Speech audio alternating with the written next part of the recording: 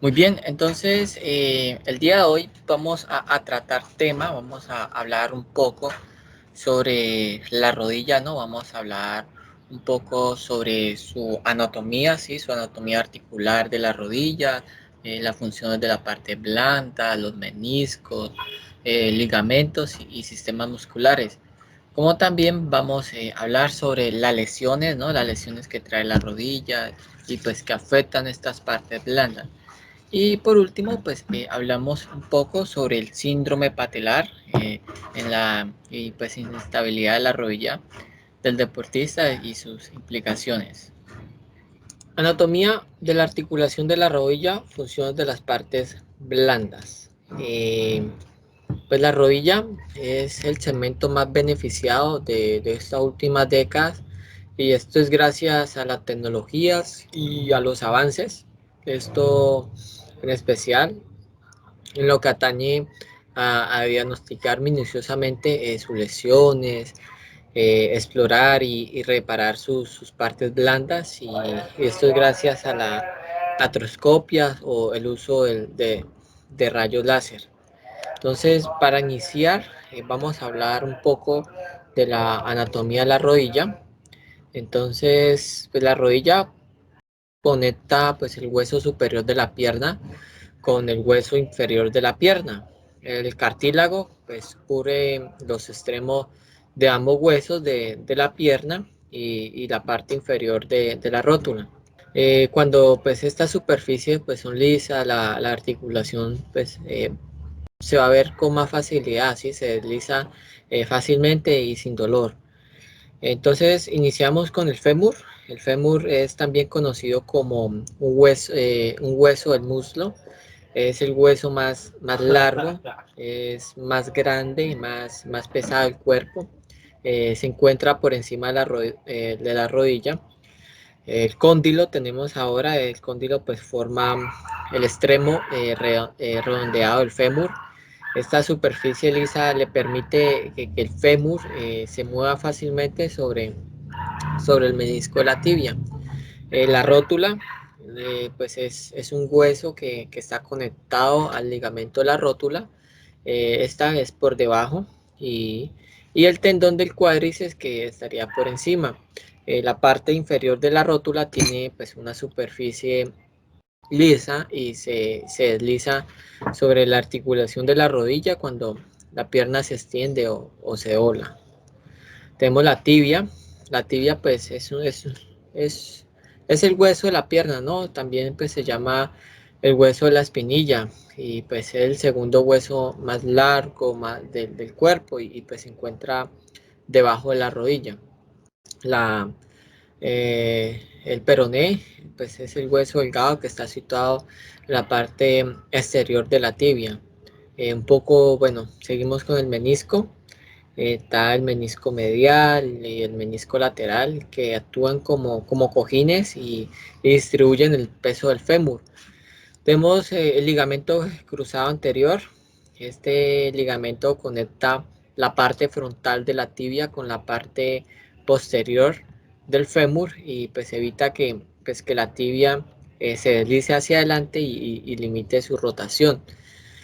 Tenemos el ligamento cruzado posterior, que pues aquí este mantiene que la tibia se deslice hacia atrás.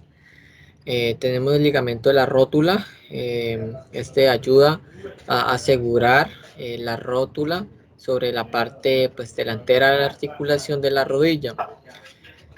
Ahora el tendón del cuádriceps, este tendón conecta la rótula con el músculo femoral del cuádriceps que se encuentra arriba.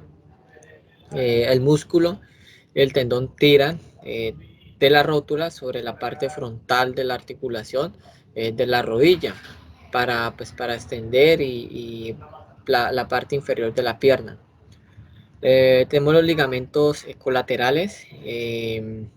Están los ligamentos colaterales, laterales y mediales. Estos pues minimizan el movimiento de lado a lado y ayudan a estabilizar la rodilla. En resumen, pues esta estructura de la rodilla pues apoya pues casi todo el peso del cuerpo.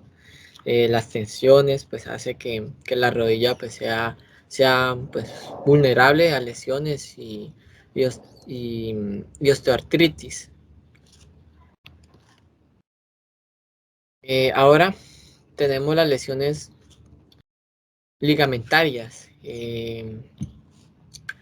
Pues la estructura estabilizadoras, dinámicas y estáticas de la rodilla funcionan sinérgicamente y coordinados a las solicitudes. Entonces los ligamentos intraarticulares o cruzados y extraarticulares o colaterales se ven comprometidos en su integridad por factores predisponentes como la edad avanzada, un sobrepeso, hipertrofia muscular, entre otros. A lo que pues aquí se le podría añadir el traumatismo que rebasa la capacidad de elasticidad. Esto es de un 6 a 8% de su longitud, ocasionando lesiones que en el caso de los ligamentos se denominan esguince. Eh, los mecanismos de lesiones, según diferentes investigadores y de acuerdo a la frecuencia, se podría resumir así. Tenemos el movimiento valgo, que es flexión y rotación interna del fémur sobre la tibia. Tenemos el movimiento de varo, que es la flexión y rotación externa del fémur sobre la tibia. Y pues ambos mecanismos se iniciarían rompiendo los ligamentos colaterales internos o externos respectivamente, y pues en el caso de la magnitud de la fuerza ejercida. Si su fuerza pues fuera mayor con las lesiones colaterales anterior o la cápsula posterior. Está otro es la hiperextensión o desplazamiento anterior. Y pues tomemos el concepto de que pues las disrupciones aisladas de los ligamentos son excepcionales. Esto pues se comprenden incluyendo elementos vecinos a lo que están relacionados como la cápsula y se rompen completamente de los ligamentos. La disipación de la fuerza del trauma que está comprometerá a otros ligamentos en atención del grado del compromiso del ligamento. Entonces, esto lo podemos clasificar, ¿sí? Tenemos la clasificación del grado 1, 2 y 3. Entonces, el grado 1, pues es el leve. Aquí, pues, el compromiso es de mínima cantidad de fibras. El dolor es suave, sin inestabilidad articular. El, el, el moderado, aquí pues la disrupción de más fibras ligamentosas y una pues, reacción articular más importante y sin pérdida de la estabilidad. Ya en el grado 3, que es severa, la disrupción completa del ligamento con inestabilidad articular. Esto pues son esguinces, se subdividen de acuerdo a la inestabilidad articular ante pues, las pruebas de estrés. Entonces, el diagnóstico de las lesiones ligamentarias, pues todo esguince está precedido de un trauma significativo al que pues, se le agrega dolor, inflamación y grados de impotencia funcional que guiarán al compromiso del ligamento o complejo ligamentario. Para evidenciarlo, pues se usan las siguientes pruebas de strain que pues, se requiere muchas veces la sedación o anestesia del paciente si es muy musculoso, ¿sí? Etcétera. Entonces, pues tenemos este test, diferentes test, ¿no? Tenemos el test de abducción ovalgo, el test de abducción de ovaro, el test del cajón anterior, y pues hablando un poco sobre el test de adopción de adopción ovalgo, eh, bueno, o bostezo interno, aquí es el paciente pues se debe ubicar en decúbito supino y el miembro comprometido algo abducido del otro con la mano en la cara externa de la rodilla y la otra cogiendo el tobillo. Aquí pues se aplica con suavidad un esfuerzo en valgo de la rodilla. En el varo, en el test de varo, es bostezo externo, la maniobra pues es inversa, ¿no? A la señalada en el caso anterior, es decir, pues se ejerce con la mano en el lado interno de la rodilla y con la otra pues se lleva al varo. Tenemos el test del cajón anterior. Aquí el paciente eh, se ubica en decúbito dorsal, la rodilla en flexión de 90 grados y el pie en posición neutra. Sentado, pues el examinador casi es de pie del paciente, coloca ambas manos en la porción posterior de la pierna y el codo, esto apoyando sobre el pie del paciente y tira hacia adelante. El test del cajón posterior pues es en la misma circunstancia que el descrito anteriormente, pero empujando ya hacia atrás la pierna. La evidencia pues de estas pruebas cuentan pues más precoz se efectúan al momento del trauma. Nos revelan compromisos agudos, susceptibles de corregir de inmediato. Cambios, pues las lesiones o ya esguinces antiguos de rodilla que falsean o sublacen en varo, en valgo o en anterior, posterior o rotación, y esto junto con dolor y pues aumento de volumen se clasifican como, como la siguiente. Entonces tenemos la siguiente clasificación de las lesiones ligamentarias. Eh, Tenemos la primera, es la inestabilidad no rotatoria, ya sea interna, externa, en anterior, posterior. La segunda es la inestabilidad rotatoria simple. Aquí es la anterointerna, la anteroexterna o la posterior.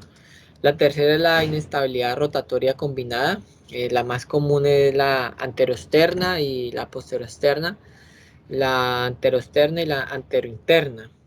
Los diagnósticos de las lesiones pues no rotatorios son sencillos con las pruebas descritas. En cambio, las rotatorios, particularmente combinadas, requieren de mucha experiencia por parte del examinador. Eh,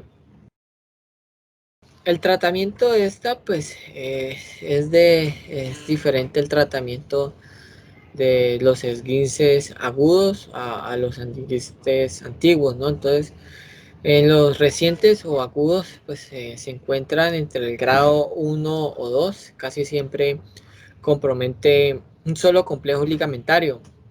Su tratamiento, pues, es conservador a una, a una calza de yeso por 6 a 8 semanas, ejercicios isométricos del cuádriceps y al término de ellos, pues una intensa rehabilitación integral durante 2 meses que incluye al inicio de muleta. En el caso del compromiso de dos o más ligamentos, la actitud de cirugía es restablecer la continuidad ligamentaria con suturas no restablecidas. En el caso de los casos antiguos, pues son objetos de cirugía radicales. Aquí pues requieren la plasticidad con tendones, fascias, prótesis de reemplazo, ¿no? Y de reconstrucción, siendo pues de pronóstico más reservado que el tratamiento precoces. Muchos pacientes pues en estos casos pues no quieren intervenir y pues se conforman con el uso de las rodilleras feruladas. Ahora con las rupturas del aparato extensor de la rodilla, eh, pues son acciones presentes sobre todo en pacientes de edad avanzada con una consecuencia de procesos degenerativos y contracturas violentas ante una brusca flexión de rodilla. Aquí comprometiendo el aparato extensor de la rodilla eh, por, por discontinuidad de sus elementos, ya sea a nivel del tendón del cuádriceps, su inserción o en solo polo superior de la paleta o a nivel del tendón rotuliano de su inserción rotuliana. Los signos y síntomas, pues generalmente en esos de inicio brusco y pues presenta dolor, ¿no? Deformación evidente, hundimiento de la zona rupturada, aumento de volumen de la rodilla y sobre todo pues impotencia para la extensión de esta articulación. Casi siempre pues el paciente que está pues parado y por contracción violenta sufre ruptura, de paso pues hacia adelante y cae, puede pues en ese momento del accidente palparse el surco de la ruptura que pues pasa en el momento agudo y pues si el paciente se abandona pues si dicho surco se amplía y la rodilla pues va quedando flexa, ¿no? El tratamiento esta pues emerge ante las evidencias mencionadas. Practica primero punción para evacuar la hematrosis, alivianando así pues el dolor agudo ocasionado por la tensión e irritación de la sangre en la articulación.